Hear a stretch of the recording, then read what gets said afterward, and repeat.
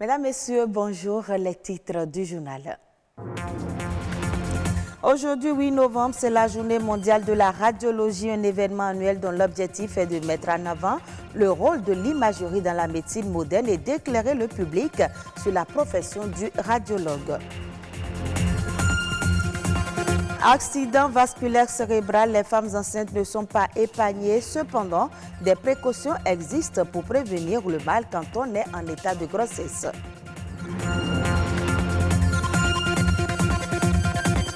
Et puis le mentorat, un moyen efficace d'acquérir tout un éventail de compétences personnelles et professionnelles. On en parle dans ce journal. Il permet au mentoré de bénéficier du savoir-faire de son mentor.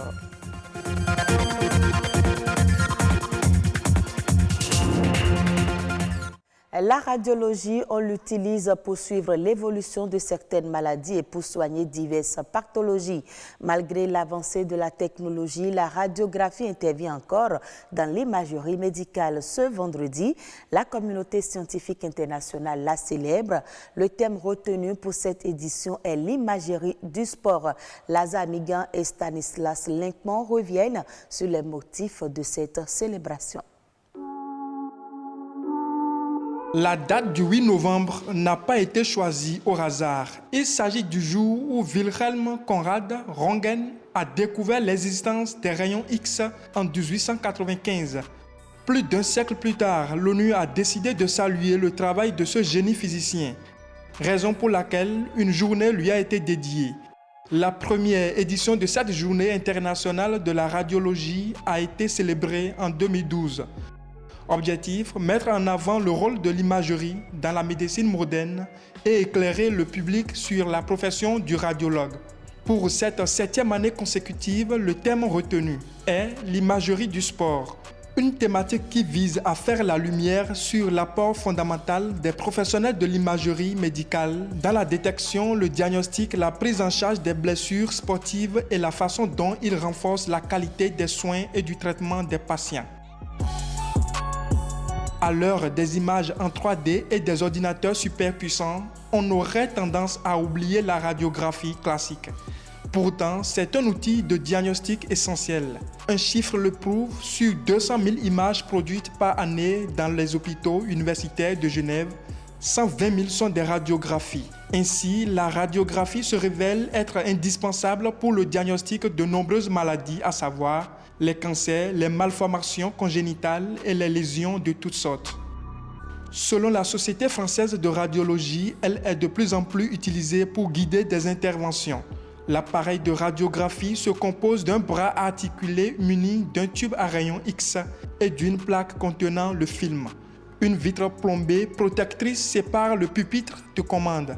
Derrière celui-ci se trouve le personnel médical. Le principe consiste à impressionner sur un film radiographique les différences de densité d'un organe à rayon X et la plaque contenant le film. Pendant l'examen, le patient reste entre les tubes manipulateurs.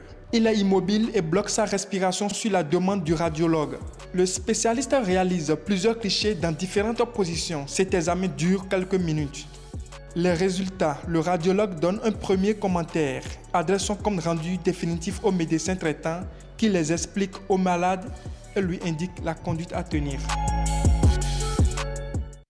C'est un trouble vasculaire cérébral qui touche les vaisseaux sanguins qui conduisent le sang au cerveau. L'attaque cérébrale ou AVC est la première cause de handicap acquis de l'adulte et la deuxième cause de démence après la maladie d'Alzheimer. Cependant, la femme en état de grossesse peut-elle être atteinte de cette maladie? Eh bien oui, nous répondrons. Les médecins, une équipe de notre rédaction a rencontré un neurologue qui fait part des facteurs de risque de l'AVC chez la femme enceinte et surtout comment s'y prendre pour l'éviter. L'AVC chez la femme enceinte est heureusement très rare. C'est une pathologie qui, même quand c'est rare, est liée à certains facteurs de risque. La grossesse elle-même étant déjà un facteur, le premier facteur, du fait de la modification physiologique de la femme, où son battement de cœur s'élève, le volume sanguin est élevé et il y a la modification de ces vaisseaux sanguins. Il y a d'autres facteurs qui sont liés, qui sont propres à la grossesse qu'elle porte, tels que l'hypertension gravidique, la prééclampsie. La prééclampsie, c'est défini, c'est lorsqu'une femme a une tension artérielle et dans ses urines, on trouve qu'il y a de la protéine. Et puis, il y a l'éclampsie, et qui est une complication de la prééclampsie, une femme qui a une tension où on trouve les urines et qui fait les crises épileptiques. Par exemple, lorsque vous avez une éclampsie, ce n'est pas l'AVC qui serait la cause du décès fœtal, ce serait plutôt l'éclampsie. Et d'ailleurs, dans la prise en charge, lorsque l'AVC vient, il faut maintenir la tension normale pour éviter que le bébé soit hypoperfusé. L'AVC n'est pas une fatalité pour la femme enceinte. Et lorsqu'une femme enceinte a les facteurs de risque que je viens de citer avant de tomber enceinte, ou lorsqu'elle est enceinte, elle a une prééclampsie, une HTA gravidique ou une éclampsie, qu'elle se fasse bien suivre par son obstétricien pour éviter cette complication qui est l'AVC, qui est très grave lorsqu'elle survient. Santé toujours dans ce journal, on parle cette fois-ci de l'hypertension artérielle. C'est une pathologie qui se manifeste par une forte pression du sang sur la paroi des artères. Elle implique des troubles cardiaques et vasculaires. De nos jours, l'hypertension artérielle sévit et coûte la vie à plusieurs personnes. L'éviter et la traiter est cependant heureusement possible. Plus de précisions dans ce reportage de Baudelaire Canchidé et Louis Koudogbo. L'hypertension artérielle est une maladie silencieuse et dangereuse. Une personne adulte sur 3 en souffre dans le monde, selon l'Organisation mondiale de la santé. L'hypertension artérielle, un mal dont les causes sont multiples. Il y a dans un petit pourcentage des cas, 5 à 10% des cas, des causes précises, identifiables et curables. Souvent des malformations ou des dysfonctionnements d'un organe précis. Certaines maladies des reins peuvent donner spécifiquement une pression artérielle, mais dans la grande majorité des cas, l'hypertension artérielle relève de mécanismes complexes, divers, enchevêtrés. C'est le cas de l'hypertension artérielle essentielle de l'adulte. Les facteurs de risque, vous avez l'obésité. Donc vous avez l'absence d'exercice physique. Il y a l'alimentation. Quand l'alimentation est trop riche en sel, et trop riche en lipides, donc l'alimentation riche en cholestérol, donc la personne peut faire facilement et très vite l'hypertension artérielle. Pour éviter d'être hypertendu, des comportements sains sont à adopter au quotidien. Il y a des choses dont la consommation est, disons, encouragée, les fruits et légumes.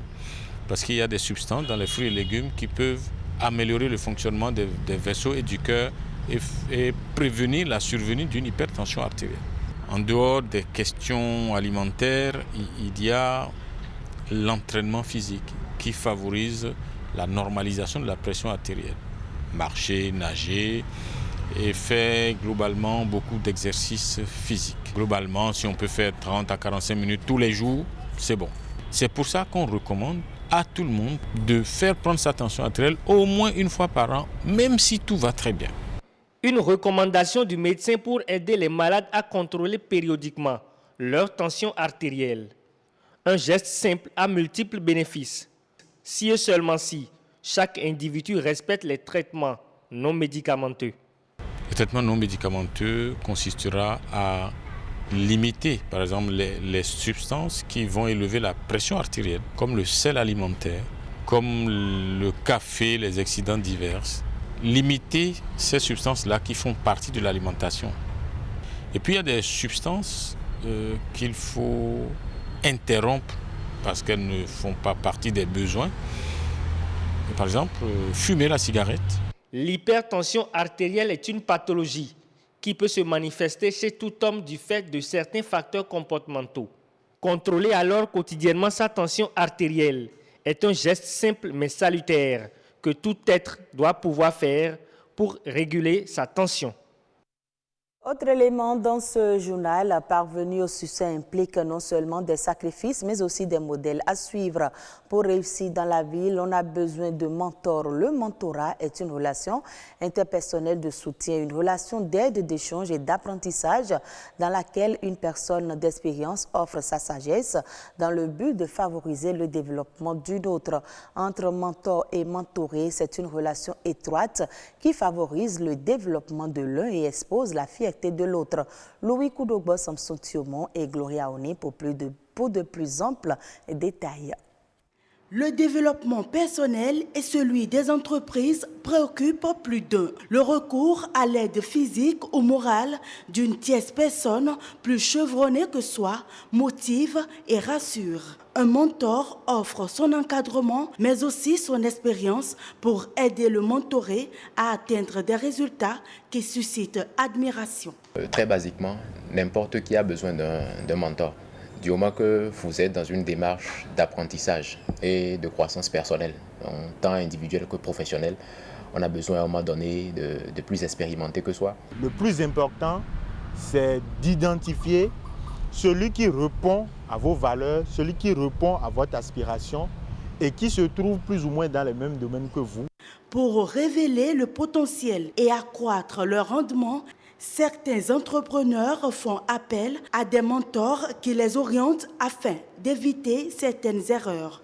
C'est quelqu'un qui nous aide à identifier les points sur lesquels nous pouvons nous améliorer, à identifier les ressources clés vers lesquelles nous pouvons nous rapprocher et qui nous aide en fait à gravir petit à petit les différentes étapes qui nous mènent au succès. J'ai eu avec mon équipe un mentor tunisien qui, avec son expérience dans l'aide au lever de fonds, nous a aidé aujourd'hui à parfaire notre business plan, à parfaire notre plan financier, à être plus aptes à lever des fonds à l'international. Une relation efficace entre un mentor et son mentoré doit se baser sur la confiance. Aussi, le respect mutuel entre les deux s'impose-t-il en amont. Vous conviendrez avec moi que, afin d'apprendre de quelqu'un, il faut pouvoir créer ce lien, cette relation nécessaire qui fait que vous êtes assez ouverts l'un envers l'autre. Tu es obligé de t'abaisser, d'avoir les postures de quelqu'un qui veut apprendre. En effet, les mentorés peuvent tirer profit des connaissances organisationnelles du mentor. Ce dernier peut également être pour eux une source d'information. Un mentor doit s'assurer par la suite que son mentoré a atteint ses objectifs. Mes mentors m'ont permis d'identifier les points de faiblesse de mon produit, m'ont permis d'améliorer déjà un peu et d'établir un chronogramme d'évolution de ce que j'ai à faire pour que le produit se porte bien.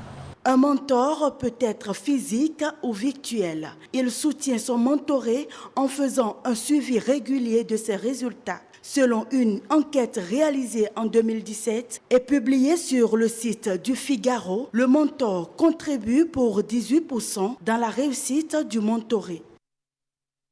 Et la Côte d'Ivoire va lancer une plateforme électronique de recouvrement des recettes des collectivités locales. Cette plateforme sera positionnée au niveau central, notamment au Trésor public, et devait permettre de collecter les différentes ressources via des applications qui seront disponibles auprès des différentes collectivités territoriales et des districts autonomes. Ce système a pour objectif de moderniser les méthodes de recouvrement des ressources propres de ces entités territoriales en vue de réduire significativement les risques de déperdition et d'accroître le niveau des recettes pour la réalisation des projets de développement local. Au 31 décembre 2017, le niveau de recouvrement des recettes propres des communes était de 47,18%.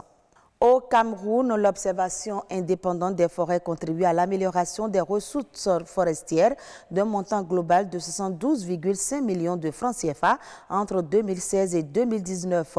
Ce montant a été obtenu en additionnant les sommes des amendes infligées aux exploitants forestiers illégaux et les sommes des ventes aux enchères publiques des bois saisis, coupés illégalement suite aux dénonciations faites par les organisations de la société civile dans l'exercice de leurs activités d'observation d'évaluation indépendante (ESTEN).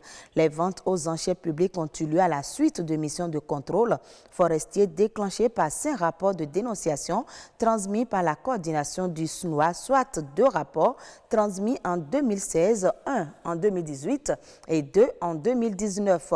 Ce système a été mis en place avec l'appui financier de l'Union européenne et de la FAO à travers le programme FAO-UE FLECT. Et ce sera tout pour ce journal. Merci à vous de nous avoir suivis.